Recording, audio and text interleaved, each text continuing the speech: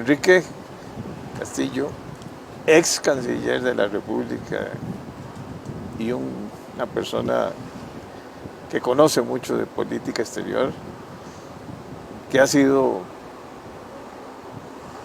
pues, siempre has estado estudiando todo lo que está sucediendo en el mundo, que ahora uno ve como todos los días se despierta uno y ve noticias diferentes, ¿verdad? Una guerra de Ucrania y Rusia que no parece que hay un desgaste, o sea, no parece que va a llegar a nada rápidamente, o sea, va a haber un desgaste de los dos países, ¿verdad? Un desgaste humano y un desgaste físico, ¿verdad? Ucrania pidiéndole a Rusia que le devuelva el territorio que ha conquistado, ¿verdad? Para poder sentarse a negociar. Y veo muy complicado eso. O sea, Rusia no tiene la menor intención aparentemente. Y una Unión Europea que se ha unido.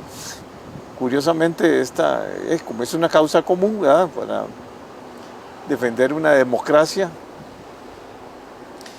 Y una OTAN también jugando un papel importante, porque anteriormente casi toda la carga la tenían los Estados Unidos, ahora ya pareciera que los países europeos van a tener que poner parte de esta factura. Una preocupación de que se está gastando mucha plata en armamento. Y eso sí es. Bueno, y una China que está ahí a la expectativa, recibe lógicamente básicamente todo lo que es energía, o sea, para poder poner a producir es un país tan grande, ¿verdad?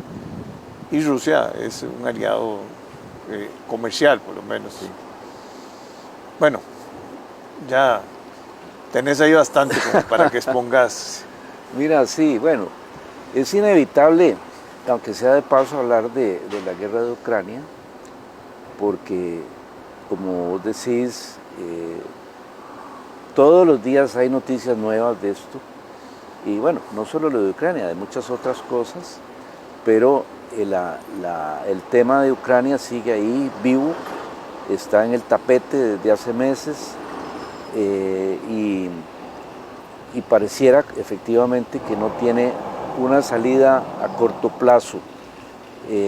Rusia se estancó, Rusia sobreestimó sus capacidades armamentísticas y militares en términos de los soldados y de las tecnologías y fracasó en un primer intento, tuvo que retroceder y ahora entonces tuvo que disminuir sus objetivos a la parte este de Ucrania y la parte sureste y ahí en eso tampoco ha podido lograrlo totalmente. Todavía no, hay áreas del Donbass que no están en manos rusas, que están en manos de los ucranianos, y hay áreas que no están en manos de ninguno de los dos y que están ahí en un forcejeo, y de ahí no pasan porque los hechos han demostrado que Rusia no tenía la capacidad necesaria para hacer una tarea, una operación especial, como la llamó, de esa envergadura. Y Ucrania más bien la ha sorprendido mostrando más fuerza y más resistencia que la que se suponía que Ucrania podía tener. Sin embargo, Ucrania no tiene el poderío suficiente para vencer en este pulso que se están echando y Ucrania no tiene y lo ha hecho exitosamente, medios y conocimiento suficiente para repeler los avances rusos y ha hecho retroceder a Rusia, pero una victoria con recuperación del territorio que está reivindicando Ucrania no está en este momento a su alcance y muy difícilmente lo estará en el futuro. De manera que es muy acertada la observación que has hecho de que hay un desgaste para los dos a mediano y largo plazo, y de los dos el que más puede en el tiempo soportar el desgaste es Rusia, pero tampoco está en condiciones de obtener una victoria total.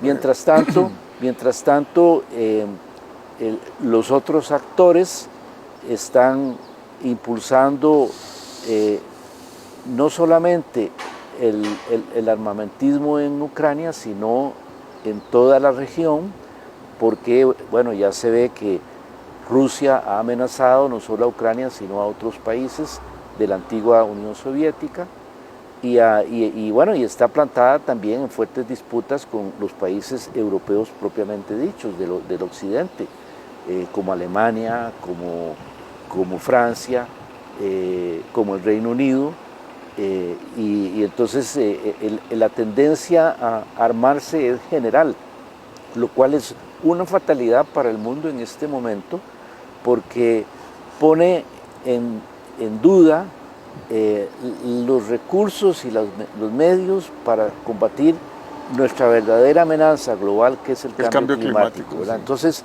en estos momentos estamos incurriendo en un retroceso. La falta de gas y de petróleo está obligando a algunos países a retornar a los recursos, al carbón, a los recursos que estaban desechándose, claro, y volver a incrementar la contaminación en el mundo y la huella del carbón. Eso es una fatalidad, porque nadie en el mundo, ninguna región del mundo escapa a esa amenaza, y es la más urgente que tenemos. Estamos más bien atrasados, no hemos podido cumplir como mundo el mínimo de contención del calentamiento, y lo estamos excediendo, y ya se ven todos los días los resultados, mucho antes de lo que esperábamos verlos. Yo nunca me imaginé que los iba a ver en vida, y los estamos viendo ya. Verano que acaba de terminar. Sí, increíble. Los incendios. Los extremos, y por otro lado fríos tremendos, sequías tremendas, ya está presente, ¿verdad? Y ya incluso es muy tarde, pero todavía hay tiempo de pararlo con medidas radicales. Y entonces este fenómeno de la invasión de Ucrania por parte de Rusia cambió los focos. Cambió todo y desbalanceó todo, y está desviando los recursos para otras áreas, y agravando o sobreponiéndose, digamos, encima de los efectos del cambio climático a otros efectos, como son el encarecimiento de los productos agrícolas, la dificultad de cultivar, etcétera. Y entonces es lo peor que nos puede estar pasando, que esa guerra siga, pero no se le ve la salida, porque no hay ningún organismo supraestatal que pueda imponer una solución. La terquedad de Putin no tiene límites, pero también por el lado de Ucrania, el Zelensky también tiene razón de tener posiciones firmes, porque él es el agredido y tiene que defender a su país. Es muy lamentable. Hay a veces luces de esperanza, como ahora recientemente que se logró un acuerdo entre varias partes para desbloquear el comercio de los granos, y Rusia y Ucrania firmaron un acuerdo avalado y promovido por las Naciones Unidas, y bueno, esto da esperanzas de que tal vez con acuerdos similares la guerra se pueda parar, pero en este momento es a largo plazo, es una guerra de largo plazo que altera todo. Entonces ahí están metidos los miembros de la OTAN, que incluye a los países europeos y a otros, y por el otro lado está el otro gran actor internacional, que es China, que está a la expectativa.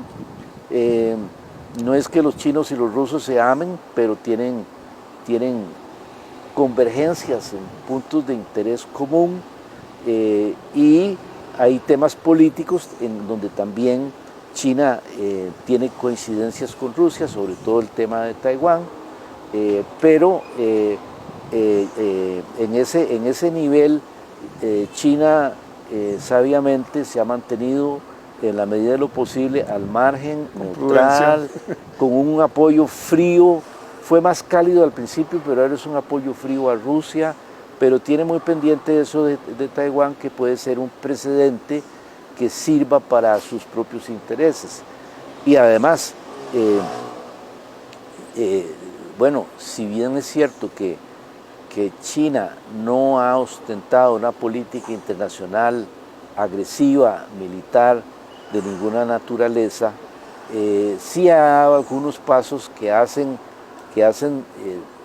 tener cuidado, ¿verdad? Otros países están en disputas legales con China sobre el mar de China. Ahí están varios países de Asia del Este, del este asiático, que están involucrados en litigios o en reclamos.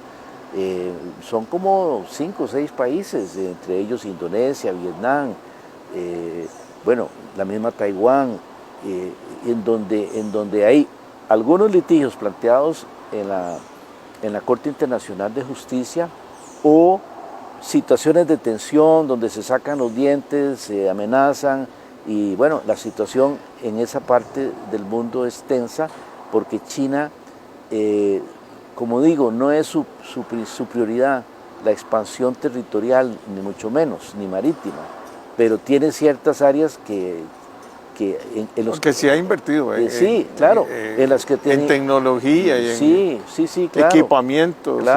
Claro, cómo no.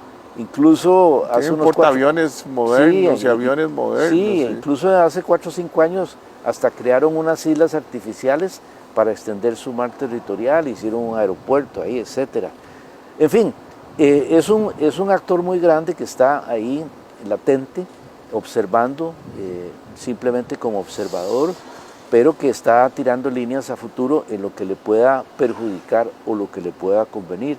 De manera que el panorama es muy complejo y es muy cambiante. Como decía antes, no hay un organismo supranacional que establezca un nuevo orden. Las Naciones Unidas. Y las Naciones Unidas es incapaz de hacerlo, porque las Naciones Unidas está compuesta de los mismos actores que están ahí en conflicto. De China y Rusia. Exactamente, y no solo eso, sino que son miembros del Consejo de Seguridad. Entonces, de ahí no sale ningún acuerdo porque todo requiere que sea unánime y basta un veto para que no se pueda actuar. La Asamblea General adoptó una resolución mayoritaria en contra de Rusia, pero la Asamblea General no tiene poder coercitivo sobre ninguno de sus miembros, como tampoco lo tiene el Consejo de Seguridad. El Consejo de Seguridad lo tiene sobre los miembros restantes, pero los que están en el Consejo de Seguridad no. Entonces, no es tampoco. Entonces no hay nadie que pueda arreglar eso, salvo que, pero es una cosa totalmente utópica, salvo que las partes acuerden someter eso a la Corte Internacional de Justicia, pero ninguno de los dos se va a poner en manos de la Corte, y si ellos no lo hacen, la Corte no lo puede hacer. Entonces, esto está, como quien dice, por la libre, está librada al juego de cada uno de los actores, y como son muchos, el juego es muy incierto, es un revoltijo, y no hay más que esperar que por lo menos los más preponderantes puedan ponerse de acuerdo en puntos básicos para parar esa guerra, pero no está a la vista eso. Pero la situación financiera de Rusia está muy afectada. ¿Cómo no? ¿Cómo no? Se ha caído mucho Sí,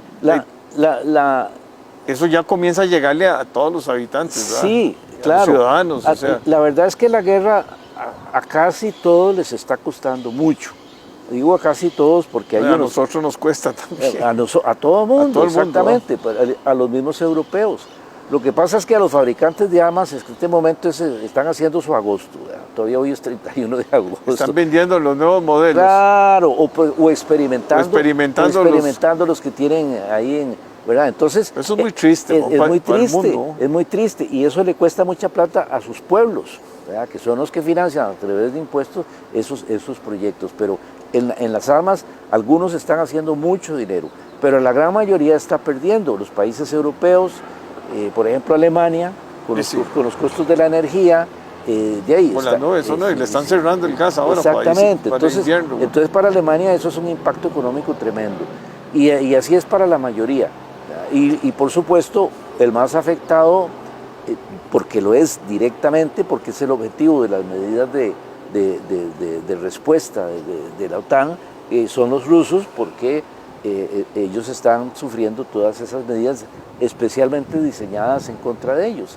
y entonces ellos están siendo afectados. Lo que pasa es que a Putin eso relativamente no le importa, porque él es un dictador que no se preocupa por el bienestar de su pueblo.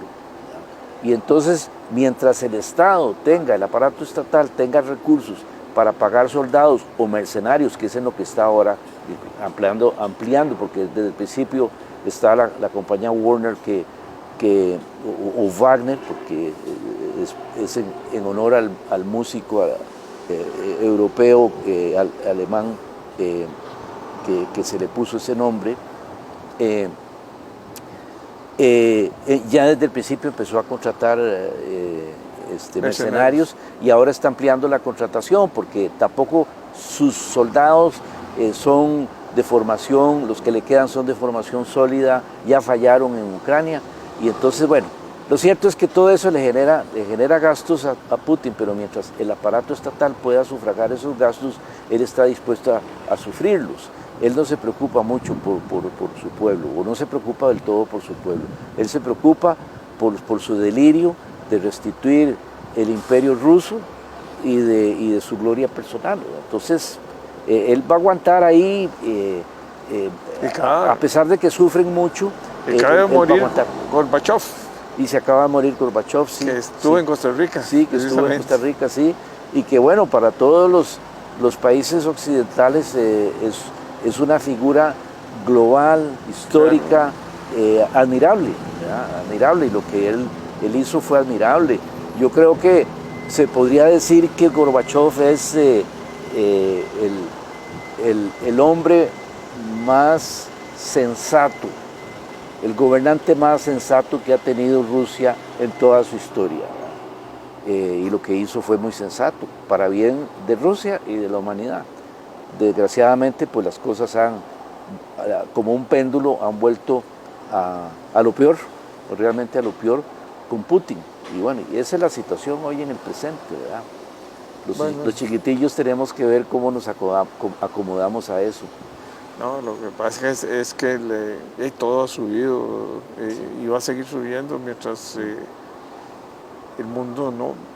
Ahora lo asusta a uno cuando la Fed de Estados Unidos dice que la inflación difícilmente la van a controlar, ¿verdad? Sí. O sea, llegar otra vez al 2%, ¿verdad? Sí.